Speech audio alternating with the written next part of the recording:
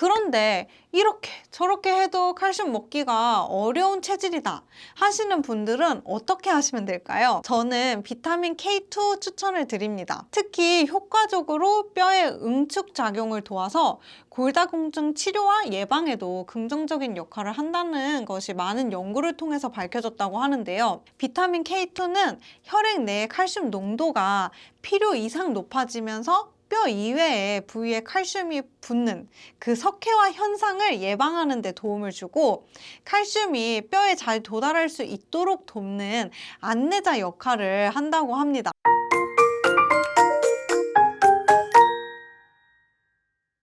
안녕하세요. 누리TV PD 유나입니다. 오늘도 건강한 하루 되세요. 칼슘은 성장기 아이들을 위해서 가장 많이 챙겨야 될 것 같지만, 사실 나이가 들면서 골다공증을 대비해서 뼈 건강을 더 신경 쓰기 시작하잖아요.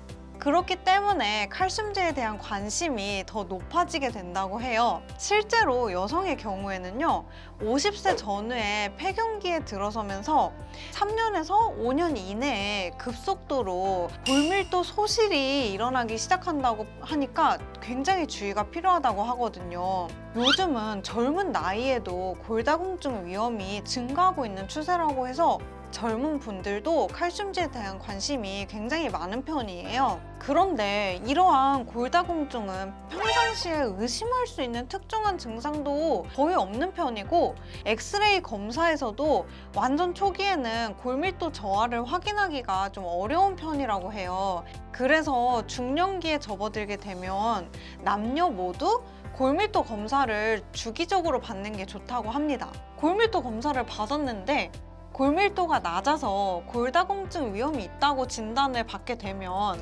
우리가 칼슘제를 먹을 거 아니에요. 그러면 뼈가 바로바로 채워질까요? 그건 아니겠죠. 그래서 골밀도가 낮아지기 전부터 평소에 칼슘을 잘 챙겨야 한다고 하는데, 칼슘은 또 과다 복용하게 되면 문제가 된다는 거 꼭 기억하시고요. 칼슘이 포함된 음식을 생각해 볼게요.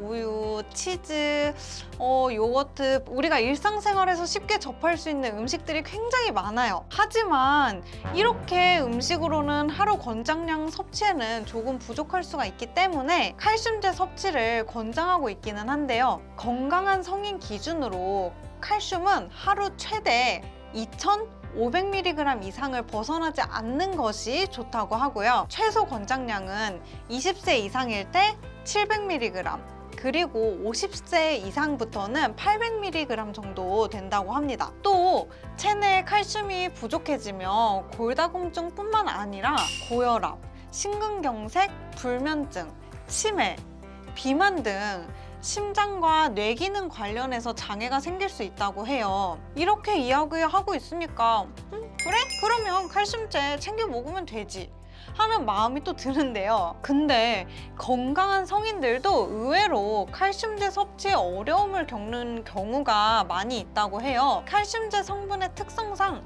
먹으면 소화가 잘 안 된다거나 위장장애, 변비 등의 문제가 발생할 수 있기 때문인데요. 이게 또 과도한 섭취를 하게 되면 일부 사람의 경우에는 몸 안에 석회 침착이 되면서 결석이 생길 수 있다고 합니다. 그래서 칼슘의 부작용을 최소화하기 위한 섭취 방법을 지금부터 설명을 드릴게요. 가장 먼저 섭취하는 칼슘제의 용량을 잘 체크를 해주셔야 돼요. 너무 고용량은 아닌지, 또 하루 권장량을 기준으로 그 이상의 용량을 한 번에 섭취하지 않도록 주의하는 게 좋다고 하는데요. 칼슘제는 꾸준히 먹는 영양제이기도 하고, 또 특별한 경우가 아닌 이상 권장량 이상을 섭취할 필요는 없겠죠. 그래서 제가 예를 들어서 보여드리기 위해 오늘 칼슘 영양제 하나를 가지고 왔어요. 이 제품은 한 알당 칼슘 함량이 750mg인데 섭취 방법에는 하루에 한 캡슐을 2번 먹으라고 표기가 되어 있어요.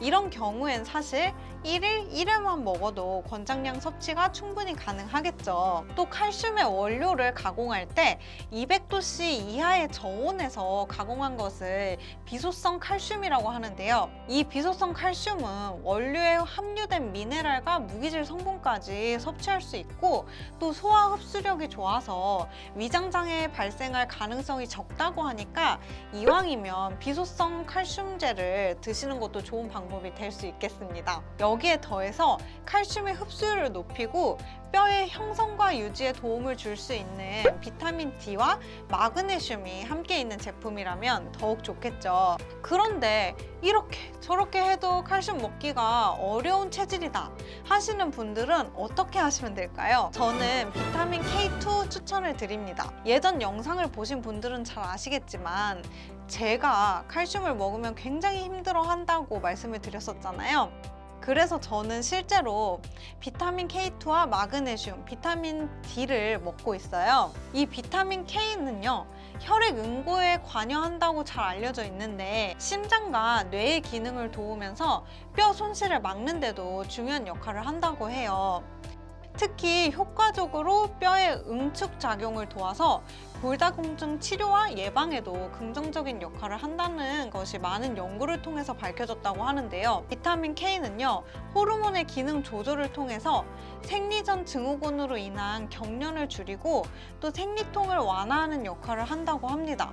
그리고 혈액 응고에 관여하기 때문에 생리로 인한 과도한 출혈 또한 방지할 수 있다고 해요. 이것뿐만이 아니죠. 비타민 K2는 혈액 내의 칼슘 농도가 필요 이상 높아지면서 뼈 이외의 부위에 칼슘이 붙는 그 석회화 현상을 예방하는 데 도움을 주고 칼슘이 뼈에 잘 도달할 수 있도록 돕는 안내자 역할을 한다고 합니다. 근데 이 비타민 K는요, 장에서 만들어진다고 해요. 아시죠? 현대인의 장내 미생물 수가 급감하고 있기 때문에 비타민 K의 결핍 우려 또한 커지고 있다는 사실. 이러한 비타민 K를 고르실 때는요, 비타민 K는 지용성 비타민이기 때문에 소프트젤 형태로 되어 있는 제품을 선택하시면 흡수율을 높일 수 있다고 하고요.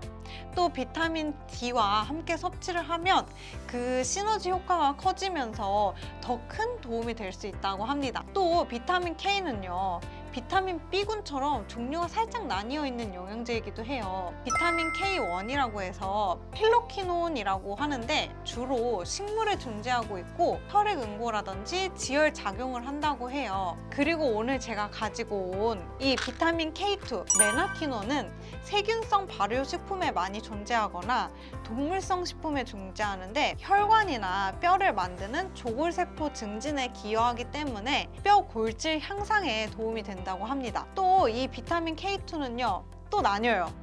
MK4와 MK7으로 나뉘는데요. MK7이 낫또나 청국장 등의 발효식품에 많이 들어있어요.